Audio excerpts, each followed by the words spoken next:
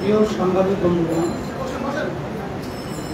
গতকাল ৫ আগস্ট অন্তর্বর্তী সরকারের প্রধান উপদেষ্টা জুলাই ঘোষণাপত্র পাঠ করেছেন এবং সন্ধ্যায় জাতির উদ্দেশ্যে ভাষণ দিয়েছেন।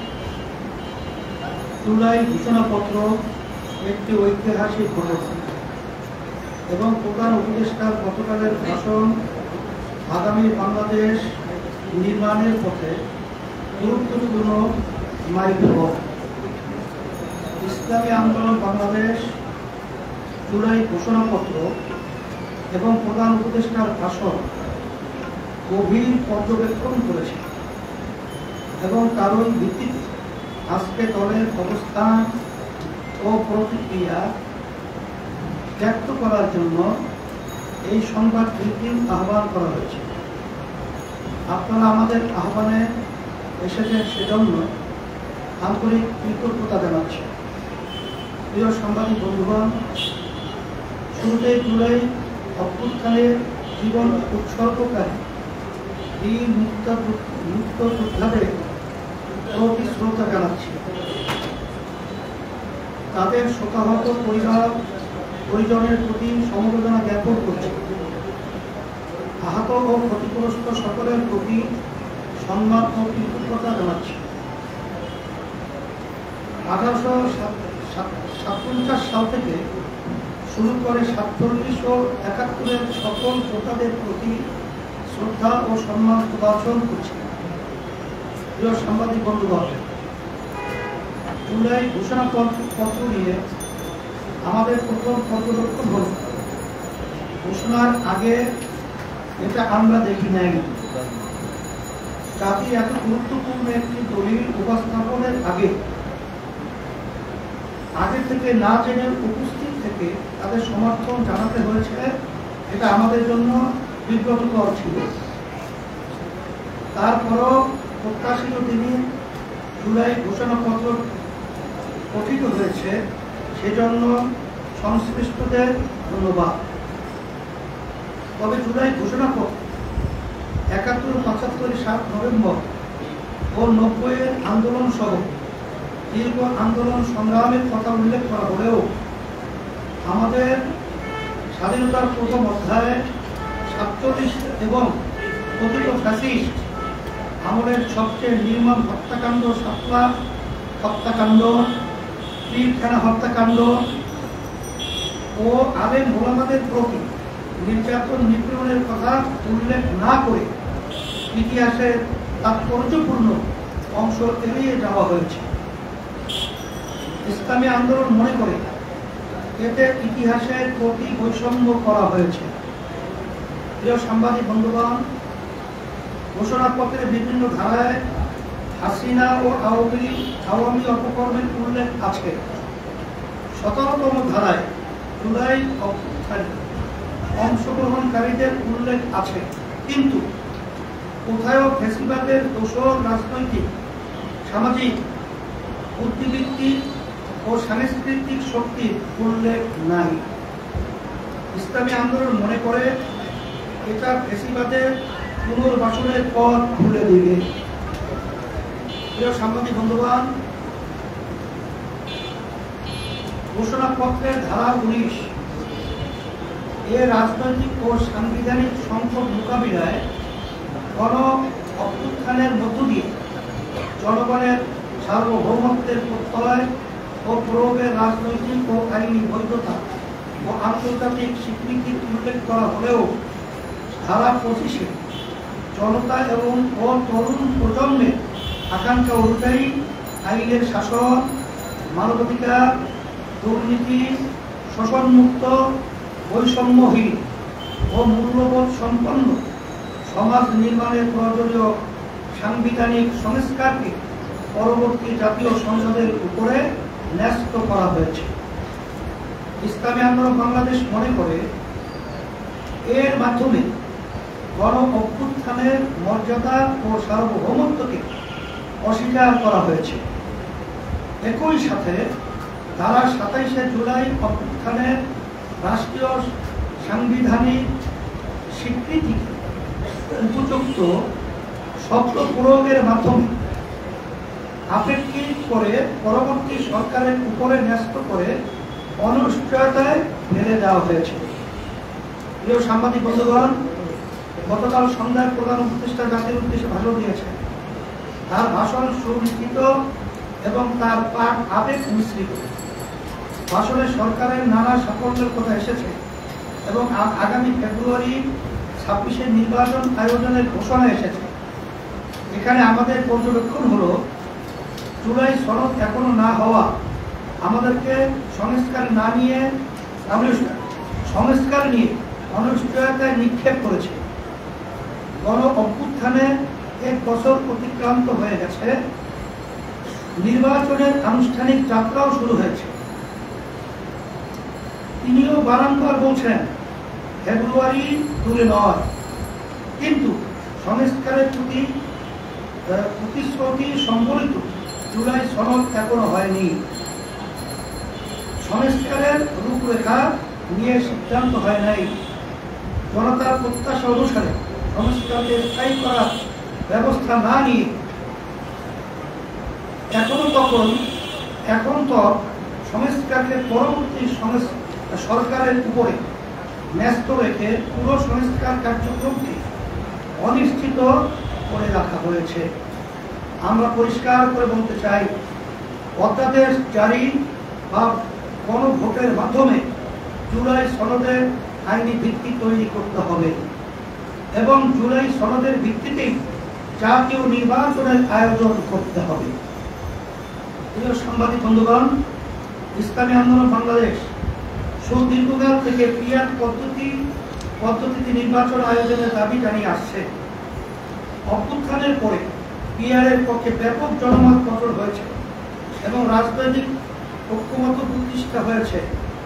আমরা বারংবার উভয় পক্ষে পিআর পদ্ধতি নির্বাচন আয়োজনের জন্য সংস্কার কমিশনে কথা বলেছি, লিখিত জানিয়েছি। এর যৌক্তিক প্রতিক্রিয়া হওয়া উচিত ছিল পিআর নিয়ে সংস্কার কমিশনে এজেন্ডা রাখা, কিন্তু ঐক্যমত্য কমিশনে আমাদের বারংবার প্রচেষ্টা সত্ত্বেও নিম্নকক্ষের পিআর নিয়ে কোনো এজেন্ডাই রাখা হয় নাই। আমরা এর তীব্র নিন্দা ও ক্ষোভ জানাচ্ছি। অভ্যুত্থানের পর রাজনৈতিক সংস্কার সংশ্লিষ্ট সবচেয়ে আলোচিত ও গুরুত্বপূর্ণ বিষয় পিআর নিয়ে কোনো সিদ্ধান্ত হওয়ার আগেই নির্বাচনের মাস নির্ধারণ করা, জনদাবির প্রতি স্পষ্টত উপেক্ষা করা। আমরা নির্বাচন কমিশনের প্রতি আহ্বান জানাবো, নির্বাচন পদ্ধতি নিয়ে এই জনদাবির বিষয়ে কোনো সিদ্ধান্ত হওয়ার আগে নির্বাচনের পক্ষে ঘোষণাপত্র কার্যক্রম শুরু করবেন না। একই সাথে ঐক্যমত্য কমিশনের প্রতি আহ্বান জানাবো, অতি দ্রুত পিআর নিয়ে এজেন্ডা নির্ধারণ করে আলোচনা শুরু করুন।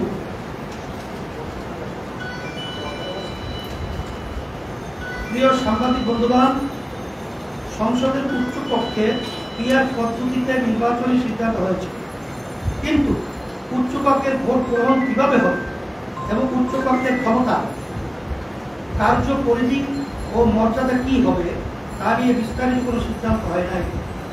নির্বাচনের আগে এইসব বিষয়ে স্পষ্ট সিদ্ধান্ত হতে হবে।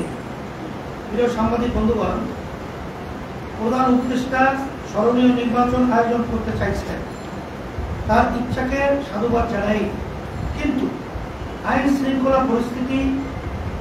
শৃঙ্খলা বাহিনীর নিরপেক্ষতা, সক্রিয়তা নিয়ে দেশের কেউই আশ্বস্ত হতে পারছে না। আগামী ফেব্রুয়ারির আগে এর সমাধান হবে তেমন আশা করার যৌক্তিক কারণ এখনো দেখা যাচ্ছে না। আমরা মনে করি দেশের আইন শৃঙ্খলার উন্নতি না হলে আগামী নির্বাচনও কলঙ্কিত হতে পারে। লেভেল প্লেইং ফিল্ড তৈরি না হলে নির্বাচনে অংশগ্রহণ করা আমাদের জন্য কঠিন হবে। তাই বলবো, আইন শৃঙ্খলা পরিস্থিতির উন্নতির জন্য জনপ্রশাসন থেকে ফ্যাসিস্টদের অবশিষ্টাংশের ব্যাপারে দ্রুততার সাথে সিদ্ধান্ত নিন। দল নিরপেক্ষ পেশাদার জনপ্রশাসন গড়ে তুলতে কার্যক্রম জোরালো করুন। প্রিয় সাংবাদিক বন্ধুগণ, প্রধান উপদেষ্টার ভাষণে ফ্যাসিস্টদের বিচারের প্রসঙ্গ এসেছে, তবে এর মাত্রা, ব্যাপকতা ও গতি নিয়ে আমাদের অসন্তোষ আছে। সেটা জানিয়ে বিচার কার্যক্রমের পরিধি আরো বিস্তৃতি করে এর গতি বৃদ্ধি করার আহ্বান জানাচ্ছি। প্রিয় সাংবাদিক বন্ধুগণ, প্রধান উপদেষ্টা অনেক সাফল্যের কথা বলেছেন, তবে আইন শৃঙ্খলা নিয়ে জনমনে উদ্বেগ, উৎকণ্ঠার বাস্তবতা স্বীকার করতেই হবে। পাচারকৃত টাকা উদ্ধার এখনো দৃশ্যমান হয় নাই। কর্মসংস্থানে আশা জায়গা নিয়ে কিছু এখনো দেখা যাচ্ছে না। দ্রব্য মূল্য নিয়ে জনতার প্রশ্ন এখনো বিদ্যমান। এসব বিষয়ে আরো মনোযোগী হওয়ার আহ্বান করব। আগামী ইসলামী আন্দোলন বাংলাদেশ ইতিবাচক রাজনীতি করে আমরা সব সময় সম্ভাবনাকে বড় করে দেখি। আমরা নির্বাচনমুখী দল, নির্বাচনের জন্য আমাদের প্রস্তুতিও চলমান। আমরা আশা করি সরকার আমাদের উদ্বেগ, আকাঙ্ক্ষা ও প্রত্যাশাকে আমলে নিয়ে দ্রুত সিদ্ধান্ত নিবে। জুলাই সনদ দ্রুত আলোর মুখ দেখবে। পিআর নিয়ে একটি যৌক্তিক সমাধান হবে। আইন শৃঙ্খলা পরিস্থিতির উন্নতির মাধ্যমে প্রত্যাশা মাফিক আগামী নির্বাচন অনুষ্ঠিত হবে। জুলাই অভ্যুত্থান সার্থকতা পাবে ইনশাআল্লাহ। আপনাদের সকলকে ধন্যবাদ। প্রিয় সাংবাদিক বন্ধুগণ, এই বক্তব্যের আলোকে যদি আপনাদের কোনো প্রশ্ন থাকে করতে পারেন। আমির আছেন, নাইবারে আছেন, প্রশ্ন হলো, আপনারা জামাত সহ এনসিপি রাজনৈতিক দলগুলো বাজারে দলের কথা বলে আসছে, এই ক্রিয়া পদ্ধতি এখনো বাস্তবায়ন হবে কিনা সেটি এখনো নির্বাচন কমিশনের পক্ষ থেকে তারা সুন্দরী বিএনপি বড় রাজনৈতিক দল হিসেবে তারা সম্পূর্ণ প্রস্তুত। সে জায়গা থেকে ক্রিয়া পদ্ধতি বাস্তবায়ন না হলে আপনারা নির্বাচনে আসলে যাবেন কি যাবেন? সেটা তো আমরা পরিষ্কারভাবে বলেছি, লেভেল প্লেইং ফিল্ড এখন পর্যন্ত সকলের কাছে পরিষ্কার তৈরি হয় নাই। আর বিগত 53 বছরে যে পদ্ধতিতে নির্বাচন হয়েছে জাতীয়, সেই নির্বাচন প্রশ্নবিদ্ধ। সেখানে দিনের ভোট, রাতে আমরা বাক্স দুটাবার প্রবণতা আমাদের দেশে রয়েছে। এক কথায় সে নির্বাচনগুলো প্রশ্নবিদ্ধ। আমরা চাইছি যে এমন একটা নির্বাচন পদ্ধতি হোক, যে নির্বাচন পদ্ধতির মাধ্যমে প্রতিটা ভোটারের মূল্যায়ন হবে, জাতীয় সরকার তৈরি হবে, ফ্যাসিস্ট সরকার তৈরি হওয়ার মতো প্রবণতা বন্ধ হবে। এজন্যই মূলত আমরা নির্বাচন পদ্ধতি এটা আমরা চেয়েছি।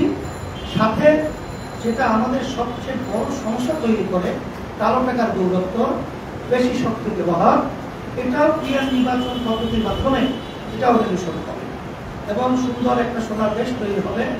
আর সবাই যদি সরকারে থাকে, সেখানে দেশ পরিচালনায় সুন্দর একটা পরিবেশ তৈরি করার সংসদ হবে। এই জন্যই আমরা পিআর পদ্ধতি চেয়েছি। এখানে বিএনপি না চাওয়ার পিছনে আমরা যেটা আগে পরে উল্লেখ করেছি, এটা তাদের অনেকটাই স্বার্থ মিশ্রিত রয়েছে। তারা এককভাবে ক্ষমতায় যাওয়ার একটা আশা, বিভিন্ন তাদের কার্যক্রম, চালচলন কথা আমরা লক্ষ্য করছি। এখন তারা এই পিআর নির্বাচনের মাধ্যমে একক ক্ষমতায় যাওয়া এবং আগে পরে যে ফ্যাসিস্ট চরিত্র এইটা তৈরি করার সুযোগ থাকে না বিধায় এর ব্যাপারে তারা খায় না মাথায় দেয়। এই ধরনের মন্তব্য অযৌক্তিক, অরাজনৈতিক শিষ্টাচার বহির্ভূত তারা করে আছে। 91 দেশের মতো দেশে পিআর পদ্ধতি নির্বাচন চলছে। বেশিরভাগ বাংলাদেশের ভিতরে রাজনৈতিক দল এই পদ্ধতিতে নির্বাচন চায়। তারপরেও তারা এই ধরনের আচরণটা, এটা আমরা দেশের বলবো এক কথায় আমাদের জন্য কলঙ্ক এবং আমাদের জনগণের দুর্ভোগ। এটা তারা আবার নিয়ে আসবে, এটি আমরা মনে করছি।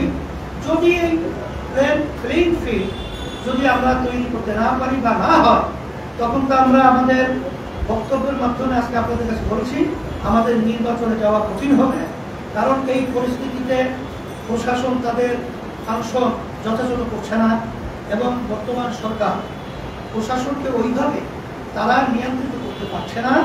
সেখানে যদি নির্বাচন হয়, সেখানে আমাদের প্রার্থী এবং অন্যান্য রাজনৈতিক দলের প্রার্থী যারা রয়েছে, তারা রাজনীতি মাঠে যখন কাজ করবে, তাদের এলাকায় যখন কাজ করবে, সমর্থক সহ তাদের যান মালের এখানে কিন্তু ঝুঁকি থেকে যায়।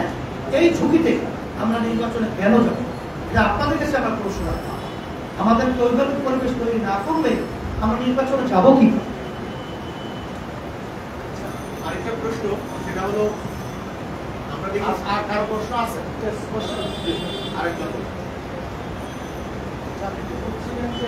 ঐক্যমত্য কমিশনের বেশিরভাগ দলই এখন ঐক্যমত্য কমিশনে যে পলিটিক্যাল পার্টিগুলো যাচ্ছে তারা হচ্ছে এখানে ডিসকাসি কন্ট্রিবিউট করছে। এখন তারা তো আর সারা বাংলাদেশের জনগণের নির্বাচিত প্রতিনিধি না। ওখানে এমনও দল আছে 19তম প্রতিষ্ঠা বার্ষিকীতে 30 জনের মতো লোক হয়েছে। এখন শুধু পলিটিক্যাল পার্টির ওপিনিয়নের ভিত্তিতে বর্তমান বাংলাদেশ বা ভবিষ্যৎ বাংলাদেশ কীভাবে বিনির্মাণ হবে সেটাই 17টা 18টা পলিটিক্যাল পার্টির ওপিনিয়নের ভিত্তিতে কি নির্ধারণ করা হবে? এটার আসলে ক্রেডিবিলিটি কত? এই জন্য আমরা বলেছি, যদি রাজনৈতিক দলগুলো তারা ঐক্যমত্যে পৌঁছতে না, তখন তো ঐক্যমত্যের কমিশনের যে ধারাবাহিকতা আছে তার একটা কিন্তু পয়েন্ট আছে, যে যদি তারা ঐক্যমত্যে না পৌঁছতে পারে, জনগণের মতামত যেটা গণভোট করা হয়, এটা আমাদের দেশে বিগত দিনও হয়েছে। আর এইটাই আমরা চাইতেছি, যদি তারা ঐক্যমত্যে পৌঁছতে না পারে, তখন বর্তমান সরকার অথবা অধ্যাদেশ জারির মাধ্যমে তারা এটা একটা ব্যবস্থা পথ তৈরি করবে, অথবা গণভোটের মাধ্যমে তারা এটাকে সমাধান করবে। তখন তো কার কোনো বিরোধ থাকবে না, কারণ জনগণের মত হলো এটার দিকেই তো সরকার যেতে হবে। ওটা কমপ্লেন তো এটাই সিদ্ধান্ত, আর এটাই বাস্তব। ছোট একটা প্রশ্ন, আপনারা হচ্ছে আরেকজন